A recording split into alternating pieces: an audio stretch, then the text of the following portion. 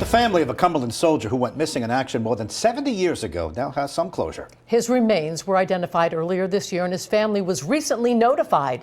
NBC 10's Katie Benoit sat down with the nephew of the Korean War Army sergeant. It's new at 6.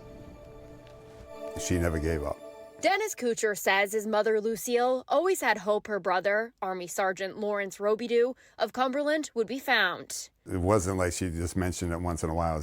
It came up very often. Robidoux was serving in Korea 70 years ago when he became a prisoner of war. He was witnessed dying by his group of prisoners, and they actually buried him. He died of sunstroke and malnutrition. Remains of soldiers in the same camp were returned to the U.S., but Robidoux was determined non-recoverable in January of 1956. But recently, with new technology, scientists collected dental records and DNA and were able to identify the missing soldier. We had a pretty good idea that, something was coming up. Kutcher says 15 of his family members were informed of the discovery in a briefing, learning that his uncle's remains are in Hawaii and will be laid to rest in Arlington National Cemetery.